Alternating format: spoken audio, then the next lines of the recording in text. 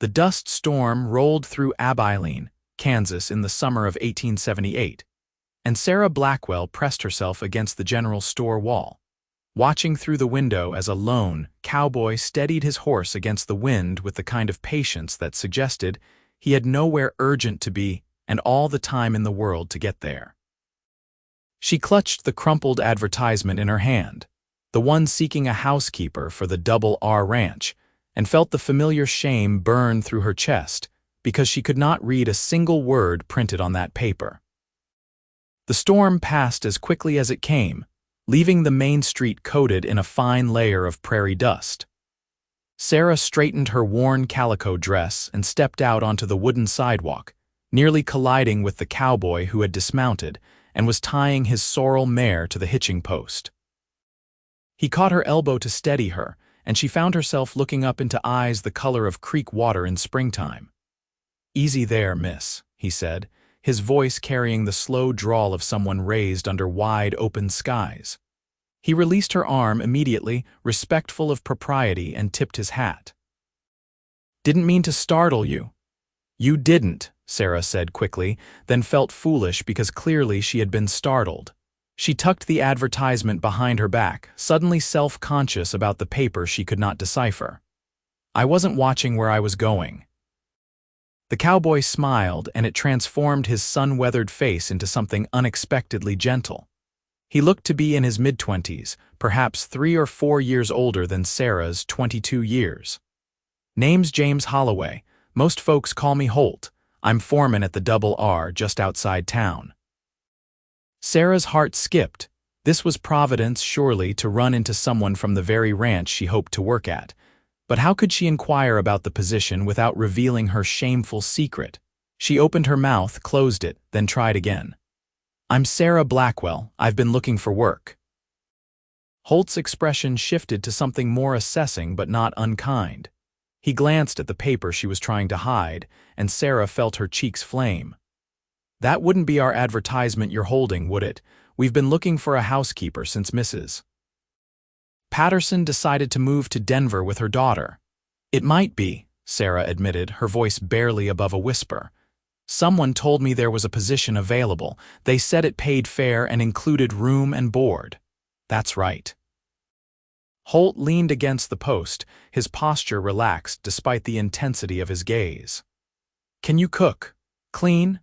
The ranch owner, Mr. Donovan, he's getting on in years and needs someone to help keep the main house in order." "I've been trying to manage it along with the ranch work, but I'm not much good at domestic matters."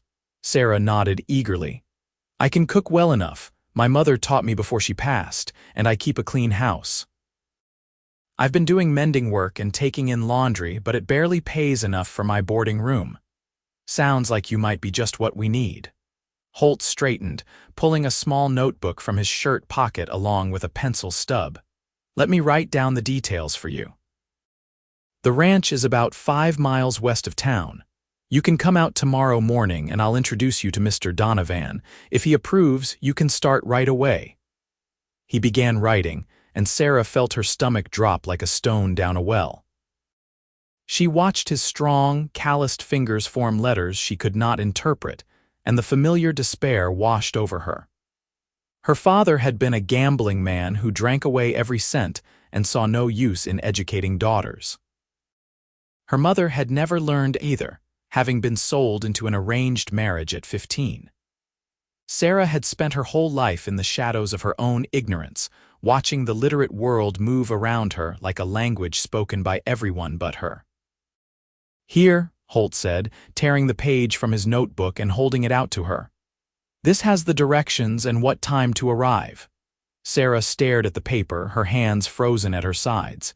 The silence stretched between them, heavy with her unspoken truth. She could see Holt's confusion, the way his brow furrowed slightly as he waited for her to take the note.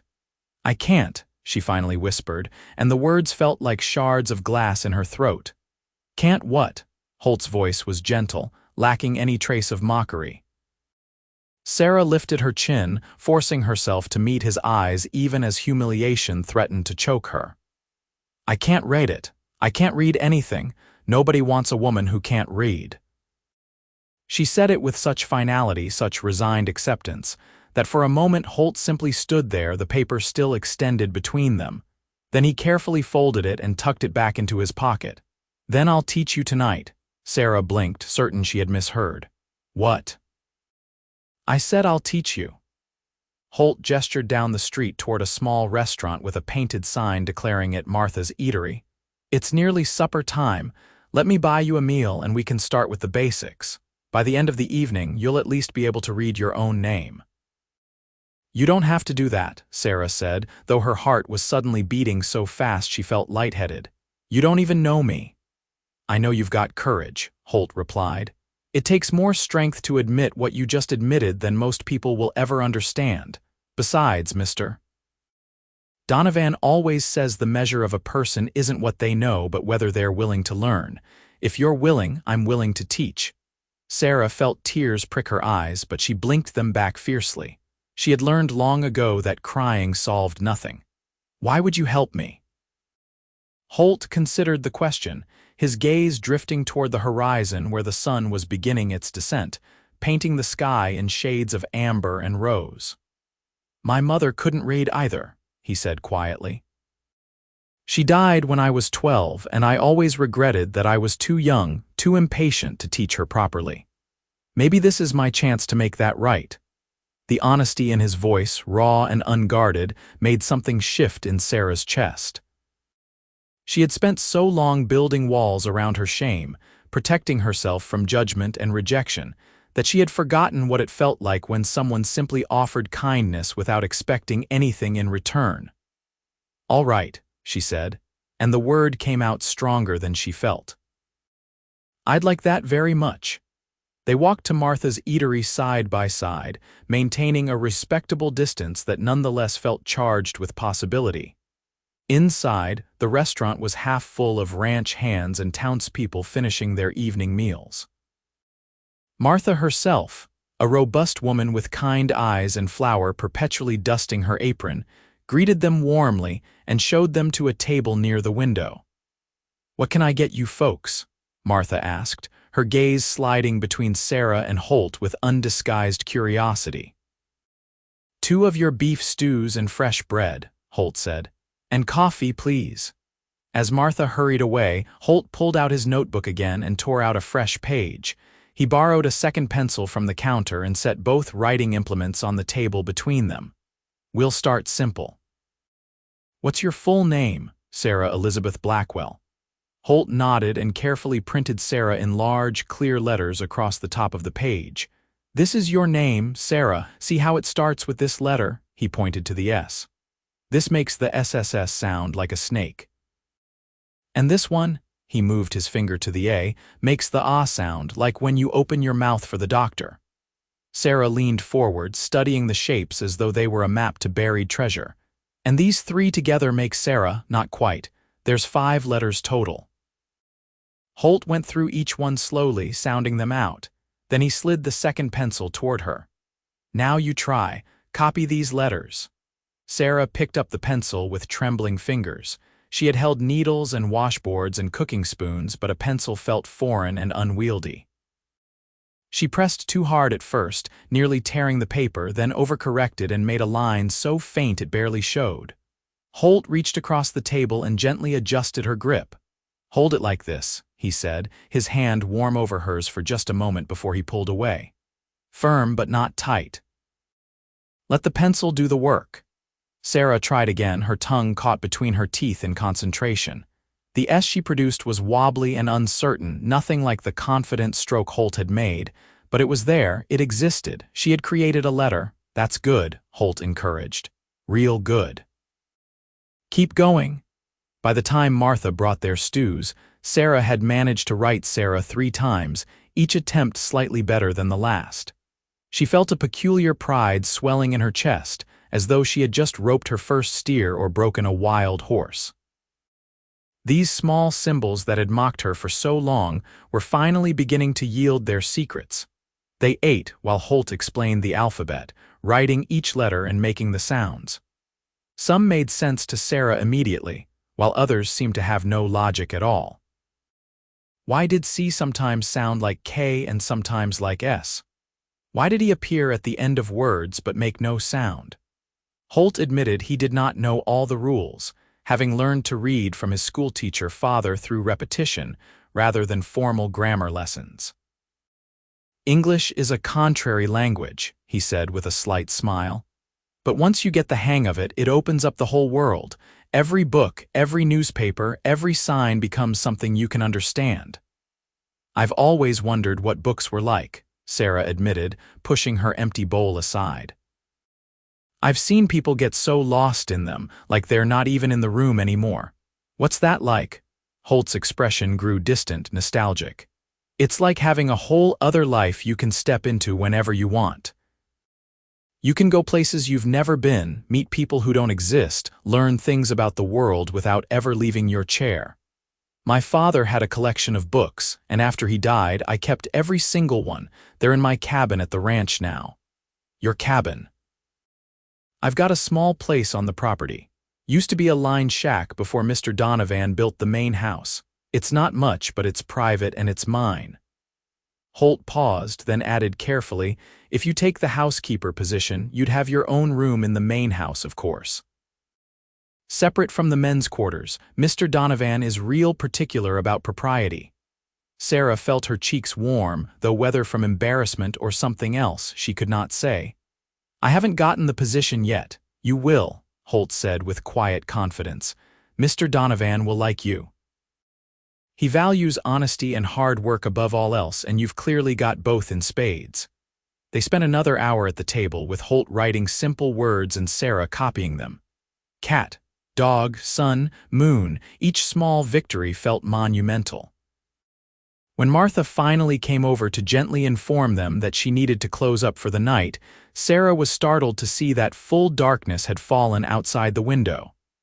I should get back to my boarding house, Sarah said reluctantly. Mrs. Henderson locks the doors at 9, and I don't want to be shut out.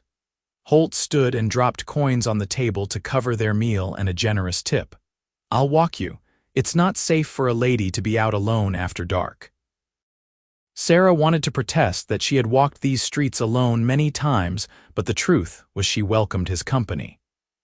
They stepped out into the cool evening air, and the stars overhead seemed impossibly bright, like chips of diamond scattered across black velvet. Thank you, Sarah said as they walked. For tonight, for treating me like I matter. You do matter, Holt replied, and something in his tone made Sarah glance at him sideways. In the moonlight, his profile was all strong lines and shadows, handsome in a rough-hewn way that made her pulse quicken. Anyone who works as hard as you do to survive matters a great deal. They reached the boarding house too quickly, and Sarah found herself reluctant to go inside. She stood on the bottom step, which brought her nearly eye level with Holt, and searched for something to say that would prolong this unexpected evening. Will you really be at the ranch tomorrow morning? She asked. I know you said that, but people say a lot of things they don't mean. Holt's expression grew serious. I'll be there.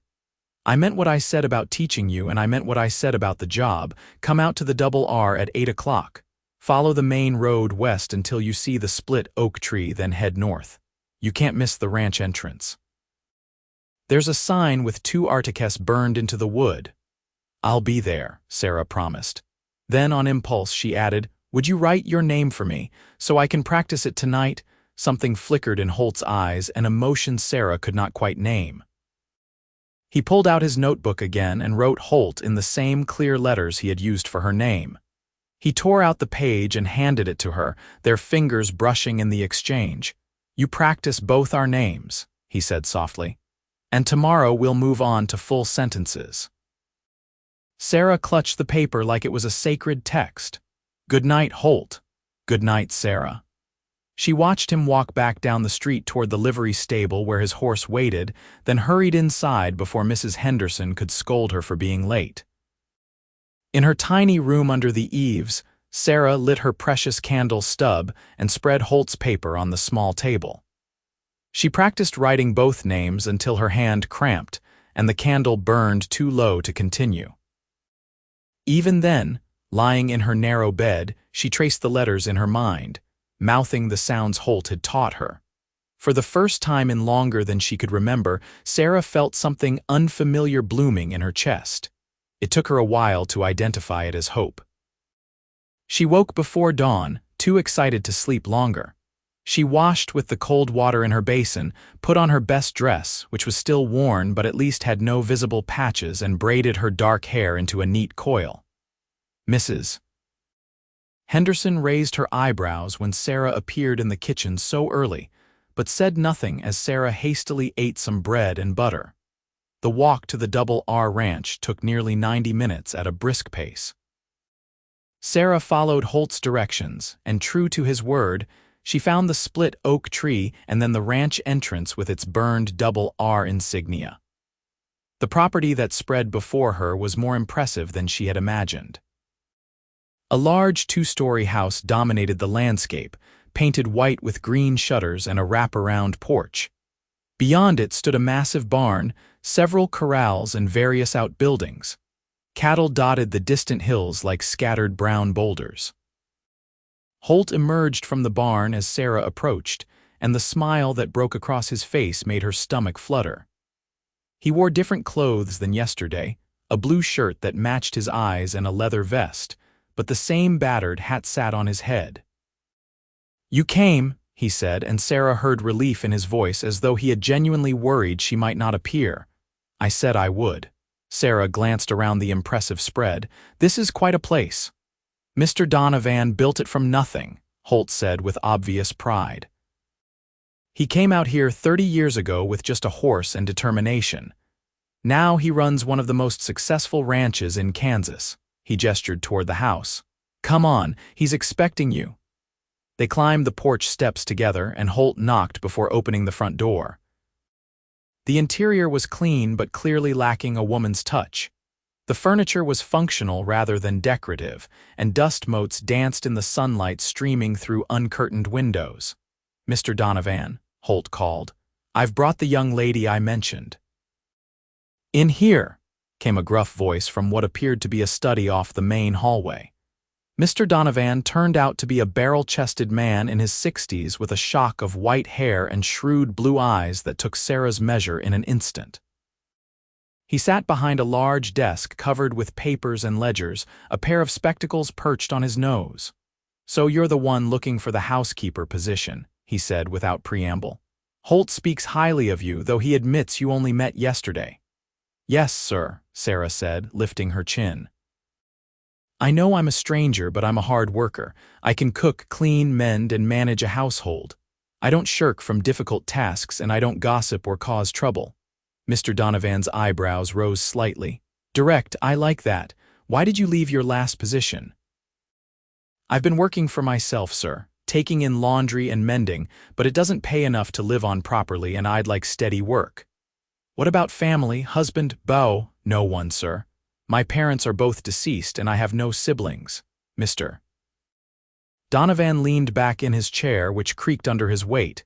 He glanced at Holt, who stood quietly by the door. "You think she can handle this place?" "I do," Holt said firmly. "She's got backbone and she's honest. That counts for more than experience." The older man studied Sarah again, then nodded abruptly. "All right. The position is yours on a trial basis. 1 month. If it works out, we'll make it permanent. Wages are $15 a month plus room and board. You'll have Sundays off after breakfast is served, and you're expected to maintain the house, do the cooking, and handle any mending for the ranch hands. There's 5 men besides Holt who live in the bunkhouse, plus myself. Think you can manage?" $15 was more than Sarah had earned in 3 months of laundry work. "Yes, sir. When would you like me to start?" "Today, if you can. The kitchen is in desperate need of a woman's hand, and I'm tired of Holt's burnt biscuits." "Hey now," Holt protested mildly. "They're not that bad." "They're terrible," Mr. Donovan said flatly, but there was affection underlying the words. "Sarah, Holt will show you to your room and give you the tour. If you need anything from town, let him know and he'll arrange it." He turned back to his papers, the interview clearly concluded. Holt led Sarah upstairs to a small but comfortable room with a real bed, a dresser, a washstand, and a window overlooking the front yard. After months in the cramped boarding house attic, it felt luxurious. "The room is yours to arrange however you like," Holt said from the doorway, maintaining a proper distance. "There's linens in the hall closet, and you'll find the kitchen fully stocked. Mr. Donovan gets supplies from town every 2 weeks." Sarah turned to face him, overwhelmed by how quickly her circumstances had changed. Yesterday she had been scraping by with nowhere to go. Today she had a real job, a real room, and a real chance at something better. "I don't know how to thank you." "You don't need to thank me," Holt said. "You earned this yourself." He paused, then added, "But if you still want those reading lessons, I'm available most evenings after supper. We could continue where we left off." "I'd like that very much," Sarah said softly. Holt's smile was slow and warm, and it did peculiar things to Sarah's heartbeat. "Good. Then I'll see you at supper time. The men usually eat at 6, and they're not particular about fancy cooking, just plentiful and hot. There's venison in the cold cellar and fresh vegetables in the crates." He left her to settle in, and Sarah spent the morning exploring the kitchen and taking inventory. The space was large and well-equipped, though it clearly had not seen a thorough cleaning in weeks. She rolled up her sleeves and got to work, scrubbing surfaces until they gleamed and organizing the somewhat chaotic pantry. By mid-afternoon, she had beef stew simmering on the stove, fresh bread rising under a cloth, and an apple pie ready for the oven. The physical labor was familiar and comforting, and she found herself humming as she worked. The men came in promptly at 6, stomping their boots on the porch and hanging their hats by the door. They ranged in age from a fresh-faced boy of about 18 to a grizzled cowhand in his 40s, and they greeted Sarah with a mixture of curiosity and cautious politeness. "Boys, this is Miss Blackwell," Mr. Donovan announced. "She's our new housekeeper, and you'll treat her with respect or answer to me." "Understood." A chorus of "Yes, sir," followed, and then they fell upon the food with the enthusiasm of men who worked hard all day. Sarah busied herself keeping dishes filled and coffee cups topped up, and she felt a quiet satisfaction when the young cowboy, introduced as Tommy, declared her biscuits the best he had ever tasted. After the men had finished and returned to the bunkhouse or their evening chores, Sarah cleaned the kitchen while Mr. Donovan retired to his study. She was elbow-deep in dishwater when Holt appeared in the doorway, now holding a worn leather book. "You still interested in that lesson?" he asked. Sarah dried her hands on her apron, her heart leaping. "Of course." They sat at the kitchen table, and Holt opened the book to reveal it was actually a child's primer, the kind used in schoolrooms. "I borrowed this from the schoolteacher in town," he explained. "Figured it would be a good starting point. It's designed to teach reading from the ground up." For the next 2 hours, they worked through the early pages. Holt proved to be a patient teacher, never showing frustration when Sarah struggled with a particular sound or letter combination. He praised her successes and gently corrected her mistakes, and gradually Sarah felt something inside her begin to unknot. The shame that had weighed on her for so long started to lift, replaced by a tentative confidence. "You're a quick learner," Holt said as they finished for the evening. "I've never seen anyone pick it up so fast." "I've wanted to learn for so long," Sarah admitted. "I just never had the chance before, or anyone willing to teach me." Holt closed the primer and met her eyes across the table. The lamplight cast shadows on his face, making him look both younger and older somehow. "You'll be reading full books within a few months at this rate, maybe sooner. Will you still spend time with me once I can read on my own?" The question slipped out before Sarah could stop it, too revealing, too vulnerable. Something shifted in Holt's expression, becoming softer, more open. "I'd spend time with you regardless of whether you could read or not, Sarah. I enjoy your company." The air between them felt charged, heavy with unspoken possibility. Sarah knew she should probably say goodnight, maintain appropriate distance, but she found herself reluctant to break this spell. "I enjoy your company too," she said quietly. Holt reached across the table and gently squeezed her hand. It was a brief touch, proper and chaste, but it sent warmth flooding through Sarah's entire body. Then he stood, collecting the primer. "Good night, Sarah, I'll see you tomorrow." "Good night, Holt." The days fell into a comfortable rhythm. Sarah rose before dawn to prepare breakfast, spent her mornings cleaning and organizing, her afternoons cooking and mending, and her evenings learning to read with Holt. Within 2 weeks, she could sound out simple sentences. Within a month, she was reading full paragraphs from the primer. But something else was developing alongside her literacy. Every evening with Holt brought them closer together. Their conversations expanded beyond reading lessons to encompass their hopes, their pasts, their dreams. Sarah learned that Holt had been orphaned at 14 and had worked his way from ranch hand to foreman through sheer determination. Holt learned that Sarah's father had beaten her mother, and that Sarah had watched her mother slowly fade away from heartbreak and exhaustion. "I promised myself I'd never be helpless like that," Sarah told him one evening in late September. They were sitting on the porch after supper, watching the sun set over the prairie. "That's why I need to read, to write, to be able to take care of myself. So I never have to depend on a man who might hurt me." Holt was quiet for a long moment. Then he said carefully, "Not all men are like your father, Sarah. Some of us try to be better." "I know," Sarah said, glancing at him. "You're one of the good ones." Their eyes met and held, and Sarah felt her breath catch. Over the past weeks, she had grown increasingly aware of Holt in ways that had nothing to do with reading lessons. She noticed the way his shirt stretched across his shoulders, the laugh lines around his eyes, the gentleness of his hands despite their calluses and scars. She thought about him during the day when she should have been focused on her work, and she dreamed about him at night in ways that made her blush come morning. "Sarah," Holt said, his voice rough with an emotion she dared not name, "I need to tell you something." "What is it?"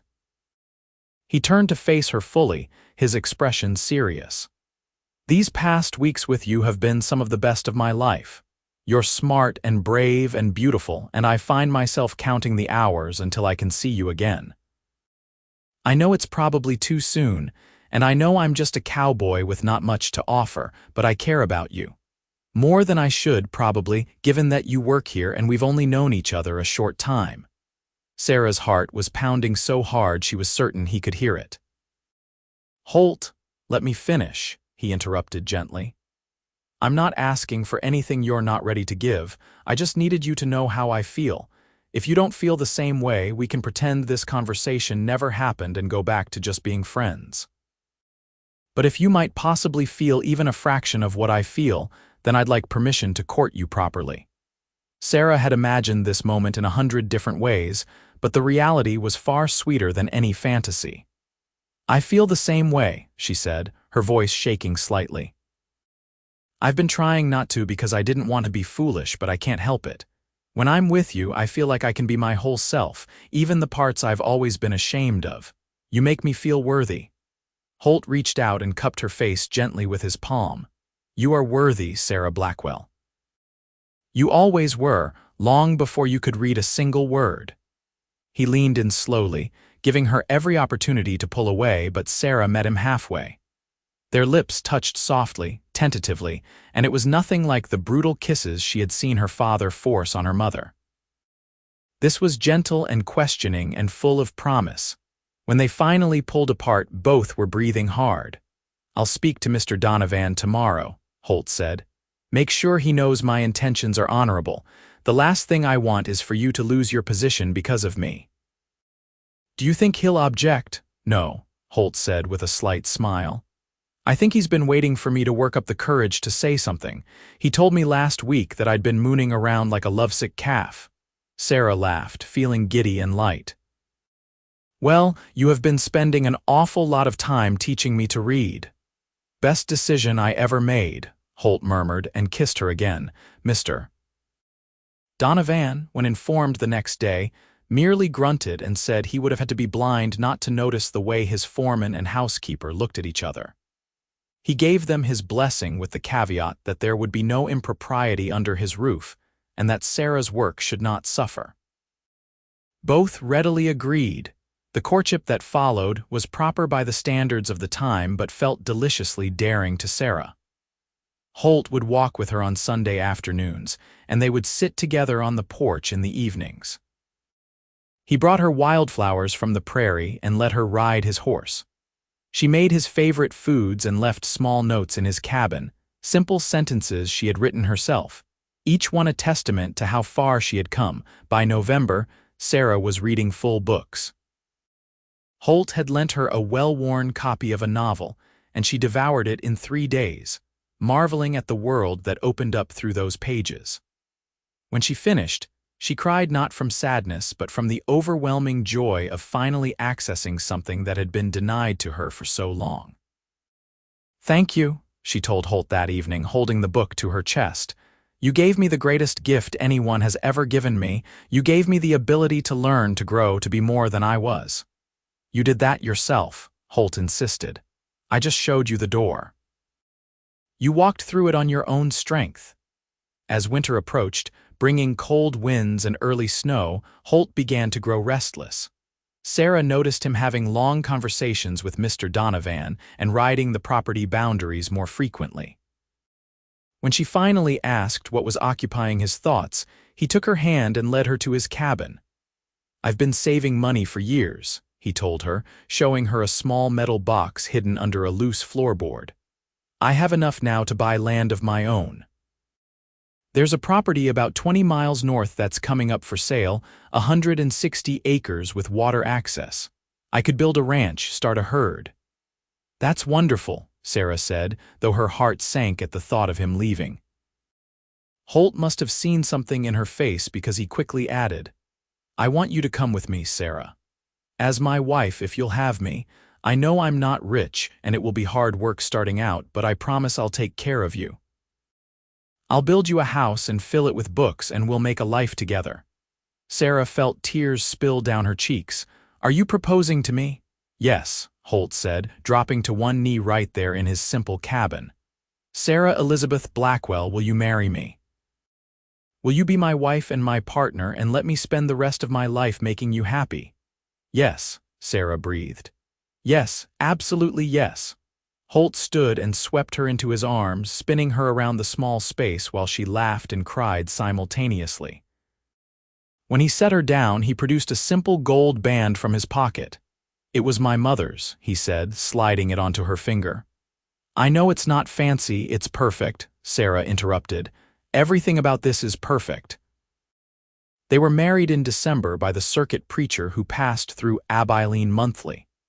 Mr. Donovan stood as witness and gave Sarah a generous bonus that made her cry yet again. The ranch hands collected money amongst themselves to buy the newlyweds a set of cast iron pans and a handmade quilt. Tommy's mother even sent over a set of embroidered pillowcases. The wedding was simple, held in the small church in town with only a handful of guests. But to Sarah, it was more beautiful than any grand affair could have been. She wore a new dress of soft blue wool that matched Holt's eyes, and he wore his best suit with a freshly pressed shirt. When the preacher pronounced them man and wife and Holt kissed her, Sarah felt complete in a way she had never imagined possible. They spent their wedding night in the hotel in Abilene, the first time Sarah had ever stayed in such a place. Holt was gentle and patient, and if Sarah was nervous, he eased her fears with tenderness and whispered words of love. Afterward, lying in his arms, she traced the letters of his name on his bare chest and marveled at how far she had come from that dusty day when she had stood outside the general store clutching an advertisement she could not read. "I love you," she whispered into the darkness. "I love you too," Holt replied, pressing a kiss to her hair. "More than I ever thought possible." They stayed at the Double R through the winter, with Sarah continuing as housekeeper and Holt as foreman, but now they shared a room and a life. In the evenings, they pored over plans for their future ranch, with Sarah reading agricultural journals and land surveys, her skills improving daily. She helped Holt draft letters to potential buyers for their future cattle and wrote up contracts in her careful, practiced hand. In February, the land sale went through, and Holt officially became a landowner. He rode out with Sarah to show her their property, and despite the frozen ground and gray skies, Sarah saw the potential. There was a good creek for water, shelter from hills on the north side, and rich grassland that would feed cattle in warmer months. "We'll build the house here," Holt said, pointing to a slight rise that overlooked the valley. "And the barn there. It will take time, probably a year or more before we can move in, but it will be ours." "Ours," Sarah repeated, loving the sound of the word. They spent the spring of 1879 working toward their dream. Holt hired a crew to begin construction while continuing his duties at the Double R, and Sarah saved every penny of her wages to buy furniture and supplies. On Sundays, they would ride out to watch the progress, and with each week, their house grew from foundation to walls to roof. By summer, the basic structure was complete. It was smaller than the Double R but well-built and solid, with 2 bedrooms upstairs and a large kitchen and living area downstairs. Sarah cried when Holt carried her over the threshold for the first time, even though there was no furniture yet and birds nested in the rafters. "It's home," she said through her tears. "Our home." They moved in during August, and Sarah immediately set about making the house a haven. She hung curtains she had sewn herself, arranged wildflowers in jars on the table, and lined a shelf with books that she could now read fluently. Holt built furniture in the evenings, and slowly their house filled with handmade chairs, tables, and shelves. The ranch itself grew more slowly. They started with 20 head of cattle purchased from Mr. Donovan at a fair price and a handful of horses. Holt worked from dawn to dusk, and Sarah worked alongside him, learning to rope and ride and handle cattle. It was exhausting work, but they were building something together, something that belonged to them alone. Their first winter in the new house was harsh, with snow piling high and temperatures dropping brutally low. But inside, the house was warm and filled with love. Sarah discovered she was pregnant in January, and Holt's joy was so pure and complete that it made her laugh even as her own happiness threatened to overwhelm her. "We're going to have a baby," he kept repeating, as though he could not quite believe it. "A son or a daughter, our child." "Our child," Sarah agreed, placing his hand on her still flat stomach. "Do you think we're ready?" "No," Holt said honestly, "but I don't think anyone ever is. We'll figure it out together." The pregnancy progressed smoothly, and Sarah continued working as long as she was able. The women in the nearby town, once they learned of her condition, began to visit, bringing advice and hand-me-down baby clothes and offers of help. Sarah, who had lived so much of her life isolated by her shame, found herself part of a community. Their son was born in September of 1880 during an early autumn storm. The labor was long and difficult, but Holt never left Sarah's side, holding her hand and whispering encouragement. When the midwife finally placed the squalling infant in Sarah's arms, she looked down at his red face and shock of dark hair and fell completely in love. "James," she said, looking at Holt. "Can we name him James after you?" Holt's eyes were suspiciously bright. "I'd be honored." "James Holloway, Jr." Little James was a good baby, healthy and strong, with his father's blue eyes and his mother's determined spirit. Sarah balanced caring for him with managing the household, and Holt proved to be a devoted father despite his demanding ranch work. He would come in from the fields covered in dust and sweat, wash up, and immediately take the baby so Sarah could rest. The ranch continued to grow. By 1882, they had 50 head of cattle and were turning a modest profit. They hired their first ranch hand, a quiet man named Carlos who worked hard and asked few questions. By 1884, they had 2 more hands and 100 head of cattle. The house gained additions, including a proper dining room and a library where Sarah kept her ever-expanding collection of books. In the spring of 1885, Sarah gave birth to their second child, a daughter they named Elizabeth after Sarah's mother. She was a beautiful baby with golden hair and a sunny disposition that brought laughter to everyone who met her. James, now 4 years old, was initially skeptical of his new sister, but soon became fiercely protective of her. The years passed in a blur of work and growth and love.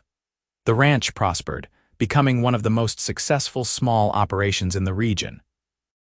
Sarah became known not just as a rancher's wife, but as a woman of learning who taught the ranch hands' children to read and write during the winter months when work was slow. She never forgot the shame of her own illiteracy and was determined that no child in her community would suffer the same fate. Holt's hair began to gray at the temples, and Sarah developed fine lines around her eyes, but their love for each other only deepened with time. They still sat together on the porch in the evenings, though now they might be mending harnesses or reading books side by side rather than working through primers. Sometimes they would simply hold hands and watch the sunset, comfortable in the silence that comes with truly knowing another person. In 1888, their third child arrived, another son they named William. He was born during a spring so wet and green that it felt like a blessing, and he came easily compared to his siblings, arriving before the midwife could even reach the house. Holt delivered his own son with shaking hands, and when it was over, he held both Sarah and the baby and wept with relief and joy. 3 children, he marveled. We have 3 beautiful children. We're blessed, Sarah agreed, exhausted but happy. The children grew like wildflowers. James showed an aptitude for ranching and could rope a calf by the time he was 8.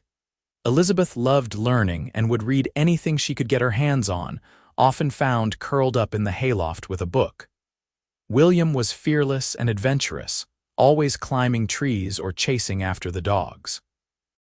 Sarah taught them all to read and write, starting when they were barely old enough to hold a pencil.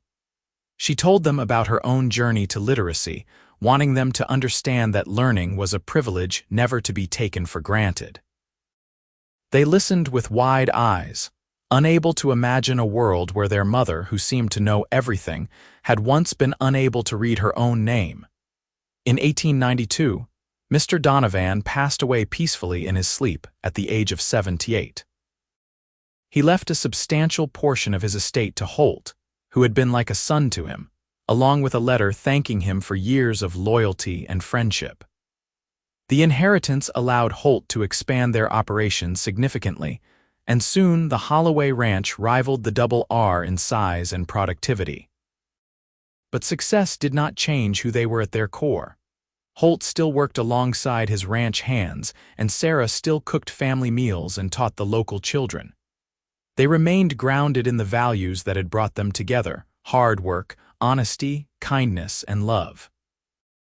On their 15th wedding anniversary in December of 1893, Holt took Sarah back to Abilene to stay in the same hotel where they had spent their wedding night.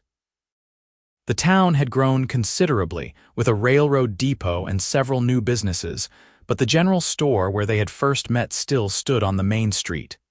"Do you ever think about that day?" Holt asked as they walked past it. "When you were holding that advertisement you couldn't read?" "All the time," Sarah admitted. "I think about how terrified I was to admit the truth, how certain I was that you would reject me or mock me. Instead, I fell in love with you," Holt said, pulling her close despite the people walking past them on the busy street. "You fell in love with me." Sarah teased. "I thought you just wanted to teach me to read." "That too," Holt grinned.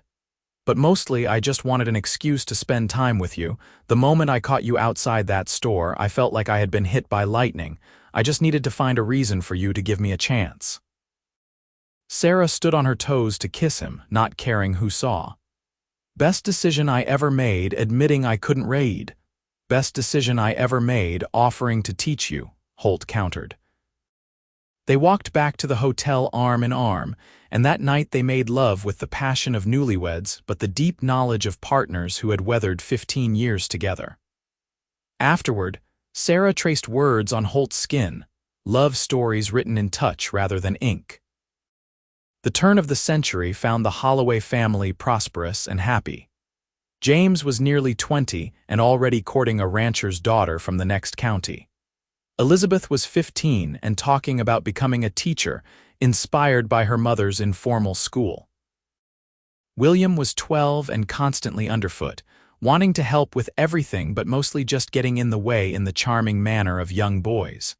Sarah was 44 now, her dark hair shot through with silver, but Holt still looked at her like she was the most beautiful woman in the world. They had weathered droughts and harsh winters, cattle diseases and financial setbacks, but their partnership had never wavered. They faced every challenge together, and they celebrated every victory side by side. In the spring of 1901, James married his sweetheart, Anna, in a ceremony that was far grander than his parents' simple wedding had been. The whole county seemed to attend, and Sarah looked around at the crowd with amazement, thinking about how far she had come from that frightened young woman who could not read. "What are you thinking?" Holt asked, coming up beside her with 2 glasses of punch. "That life is strange and wonderful," Sarah said. 23 years ago, I was ashamed and alone, convinced that nobody would want a woman who couldn't read. Now I'm standing at my son's wedding, surrounded by friends and family, and I can read anything put in front of me. It feels like a miracle." "You made it happen," Holt said. "Your courage, your determination, I just gave you the tools, you did the real work." "We did it together," Sarah corrected. "Everything we have, everything we are, we built together." Holt clinked his glass against hers. "To us then. And to the next 23 years. And the 23 after that," Sarah added with a smile. They watched their son dance with his new bride, and Sarah leaned her head on Holt's shoulder, feeling utterly content. The sun was setting over the prairie, painting the sky in shades of gold and pink, and the air was filled with laughter and music. Elizabeth joined them, beautiful in her blue dress. "Mother, Mrs. Patterson is asking if you would start a formal school in town. She says there are at least 20 children who need educating, and the county might provide funds for a building and supplies." Sarah's eyes widened. "A real school, with a building and everything?" "She seems quite serious about it," Elizabeth said. "I told her you would think about it." Sarah looked at Holt, who nodded encouragingly. "You'd be wonderful at it. You already teach half the children in the county anyway. Might as well make it official." The idea took root in Sarah's mind, growing and blossoming. A real school where children could learn to read and write and dream bigger than their circumstances. A place where no child would ever have to feel the shame she had felt for so long. It felt right, like the final piece of a puzzle falling into place. "I'll do it," she said decisively. "Tell Mrs. Patterson I'm very interested." By the end of 1901, the schoolhouse was complete. It was a simple wooden building painted white with a bell tower and a small porch. Inside, there were rows of desks, a blackboard, and shelves that Sarah filled with books. She officially became the schoolteacher in January of 1902, and her first class consisted of 18 students ranging from age 5 to 15. Teaching filled Sarah with a joy she had not anticipated. Every child who learned to read felt like a personal victory, a vindication of her own struggles. She was patient and encouraging, never showing frustration or disappointment, and her students adored her. Many of them came from families like her own, where literacy was not valued or simply not possible. And she made sure they understood that learning was not just a privilege, but a power that could transform their lives. Holt was endlessly proud of her, often stopping by the schoolhouse just to watch her teach. He would lean against the doorframe with a smile on his face, and later he would tell her how magnificent she was, how far she had come from that frightened young woman in front of the general store. James and Anna gave them their first grandchild in 1903, a boy they named after Holt. Holding little Holt in her arms, Sarah felt the circle complete. She had gone from illiteracy to literacy, from shame to pride, from loneliness to love. She had built a life beyond her wildest dreams, and now she was watching that life extend into the next generation. "What do you think he'll be when he grows up?" she asked Holt as they sat together on their porch, watching the sun set over the ranch they had built together. "Whatever he wants," Holt said contentedly. He'll have opportunities we never had. Thanks to you, he'll learn to read before he can even walk. He'll grow up knowing that education is important, that words have power." "Thanks to you," Sarah corrected. "None of this would have been possible if you hadn't offered to teach me that night, if you hadn't seen past my shame to the person I could become." Holt pulled her close, and they rocked gently in the swing he had built for their 10th anniversary. "I saw you, Sarah, just you." That was always enough. They sat in comfortable silence, watching the stars emerge one by one in the darkening sky. The ranch spread around them, prosperous and peaceful. Inside the house, Elizabeth was playing the piano they had bought her for her 18th birthday, and the music drifted out through the open windows. Somewhere in the distance, cattle lowed and horses whinnied in the barn. It was an ordinary evening, unremarkable except in its perfection. Sarah thought about the long road that had brought her here, every struggle and triumph, every moment of doubt and joy. She thought about the woman she had been, unable to read her own name, convinced she had nothing to offer the world. And she thought about the woman she had become, a teacher, a rancher, a wife, a mother, a grandmother. "I love you," she said, squeezing Holt's hand. "I love you too," he replied. "Always have, always will." As they sat together watching the night deepen around them, Sarah felt a profound gratitude wash over her. Life had been hard and uncertain, but it had also been beautiful and full of unexpected grace. She had been given a second chance the day she met a cowboy who saw her worth when she could not see it herself, and she had spent every day since trying to pay that gift forward. The years continued to unfold in their gentle rhythm. Elizabeth did become a teacher, taking over Sarah's school when Sarah finally retired in 1910 at the age of 54. William grew into a fine young man who chose to study law, inspired by his mother's belief in the power of words and justice. The ranch continued to prosper under James's management, and soon the Holloway name was synonymous with quality cattle and honest dealing throughout Kansas. More grandchildren arrived, filling the big house with noise and laughter during holidays and family gatherings. Sarah taught each one to read as soon as they could sit still long enough, passing on the gift that Holt had given her all those years ago. She told them stories about the old days, about what life was like in the wild frontier, and she made sure they understood how lucky they were to live in a time when education was available to anyone who wanted it. Holt aged gracefully, his hair going completely white but his eyes remaining as blue and clear as the day Sarah met him. He still rose early to check on the cattle, though he left the heavy work to younger men now. He still read every night, usually with Sarah beside him reading her own book, and he still looked at her with the same love and wonder that had lit his face on their wedding day. In the summer of 1915, they celebrated their 37th wedding anniversary with a party that seemed to include half the county. Their children and grandchildren surrounded them, and friends they had made over decades came to offer congratulations and reminisce about old times.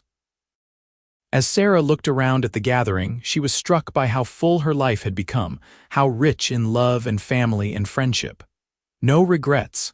Holt asked her as they sat together late that night after everyone had gone home. "Not a single one," Sarah said honestly. "Well, maybe I regret not learning to read sooner, but then I might not have met you, so perhaps even that happened exactly as it should have." "I think about that sometimes," Holt admitted. "All the little moments that had to line up perfectly for us to find each other. If you had taken a different job, if I had come to town a different day, if you hadn't been brave enough to admit the truth, we might have missed each other entirely." "But we didn't," Sarah said firmly. "We found each other and we built this beautiful life. That's what matters." They sat in the warm summer darkness, holding hands like young lovers, and Sarah felt at peace. She had lived long enough to see her wildest dreams come true and then surpass them. She had gone from a woman who could not read to a woman who taught others to read. She had gone from alone and frightened to surrounded by love. And it had all started with a simple offer from a cowboy who saw her potential when she could not see it herself. The years continued their march. Holt developed a cough in the winter of 1918 that worried Sarah, but spring came and it cleared up, and he seemed healthy again. They celebrated their 40th anniversary quietly, just the two of them, with a simple dinner and an exchange of gifts. Sarah gave Holt a new hat to replace the one he had worn for 20 years. He gave her a journal bound in fine leather for her to record her memories. "Write our story," he urged her, "so our grandchildren and great-grandchildren will know how it all began. How a woman who couldn't read met a cowboy who could teach, and how that changed everything." Sarah did write it, spending the winter months filling page after page with her careful script, no longer awkward but flowing and confident. She wrote about fear and hope, shame and courage, loneliness and love. She wrote about learning and teaching, about building and growing, about all the ways one moment of honesty can ripple outward and transform a life. When she finished, she read it aloud to Holt on their porch one spring evening in 1920. He listened with tears streaming down his weathered face, and when she was done, he kissed her and said it was the most beautiful thing he had ever heard. "That's us," he said wonderingly. "That's our life, right there in words you wrote yourself. Do you remember when you couldn't even write your own name?" "I remember," Sarah said. "But more than that, I remember the man who believed I could learn, who saw something in me worth teaching, worth knowing, worth loving." "Still do," Holt said. "Still see it every day." They lived on in contentment, watching their family continue to grow and thrive. The ranch passed fully to James when Holt finally retired completely in 1922, and Holt and Sarah moved into a smaller house on the property. A comfortable cottage with a view of the hills and a porch swing where they spent many hours reading and talking and simply being together. Holt passed away peacefully in his sleep in the spring of 1925, 3 months after their 47th anniversary. He was 72 years old and had lived a full, good life. Sarah woke to find him gone, and though her heart broke, there was also a strange sense of peace. He had not suffered. He had died in their bed in their home, surrounded by the life they had built together. At his funeral, Sarah stood before the crowded church and read from the journal he had encouraged her to write. She read about the day they met, about his offer to teach her, about the patience and kindness he had shown her from that first evening. By the time she finished, there was not a dry eye in the building. "He taught me to read," Sarah said, closing the journal. "But more than that, he taught me my own worth. He showed me that it's never too late to learn, to grow, to become something more than you thought possible. He gave me everything, and I will love him until the day I join him." Sarah lived another 10 years, staying active and engaged with her family and community. She continued teaching until she was well into her 70s, and she never tired of seeing children's faces light up when they successfully read their first full sentence. Each one reminded her of her own journey, her own transformation. She passed away quietly in the winter of 1935, surrounded by her children, grandchildren, and great-grandchildren. Her last words were of Holt, calling his name as though she saw him waiting for her, and perhaps she did. Perhaps, after a decade apart, they were finally reunited, ready to begin the next chapter of their eternal love story. They buried her beside Holt on a hill overlooking the ranch, and on her gravestone, her family inscribed the words that had started it all. "She said nobody wants a woman who can't read." He replied, "Then I'll teach you tonight." And in teaching, he gave her the world. The Holloway Ranch continued for generations, and the schoolhouse Sarah founded educated hundreds of children over the decades. Her journal was preserved and eventually published, becoming a beloved memoir of frontier life and the transformative power of love and education. Every Holloway child grew up hearing the story of their great-grandmother who learned to read and their great-grandfather who taught her, and how that single act of kindness and courage had changed everything. It was a love story for the ages, born in dust and determination, nurtured through patience and partnership, and lasting beyond death itself. It was proof that it's never too late to learn, to change, to become who you were always meant to be. And it all started with a woman brave enough to admit her truth and a cowboy kind enough to offer her the greatest gift of all, not just literacy, but love, belief, and the chance to write her own story.